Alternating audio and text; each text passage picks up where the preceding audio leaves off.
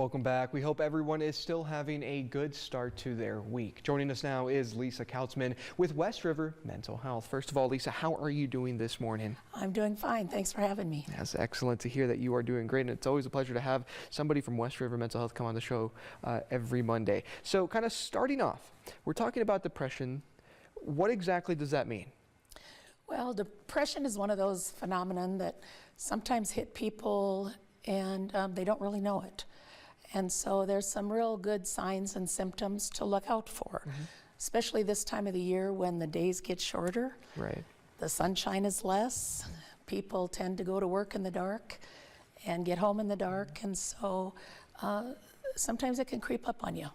And you mentioned some signs and symptoms. What are those? What are some of those signs and symptoms that people can start, noticing? Some of the signs that we see in the clinic are sometimes you'll get weepy for no reason, crying spells, irritability level is different, trouble getting to sleep at night, staying asleep, feeling exhausted when you do wake up.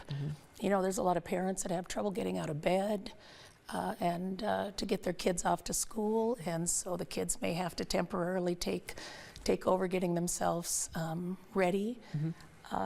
Those are the kind of things that you watch for. Right, and I mean, if some of our viewers have noticed that they are experiencing, maybe some signs, some subtle signs, or maybe even subtle symptoms for it, who should they reach out to? Who should they talk to? Well, a lot of times your primary care provider is comfortable with talking about depression. If they're not, they'll probably recommend you go to West River Mental Health or another private provider in the community and maybe talk to a counselor, see if there's something that needs to be looked at. Sometimes they may recommend that you take some medication for a while if it's a little more in the severe case. And those are the kind of things you want to start with. And you mentioned, you've seen some of these subtle signs in the clinic. How does someone usually approach, if that's okay, if I'm asking, how does someone usually approach for that help? Usually they come in and they just say that they just don't feel right. They don't care about going out, they don't care about being around family or friends, and so then we start asking questions.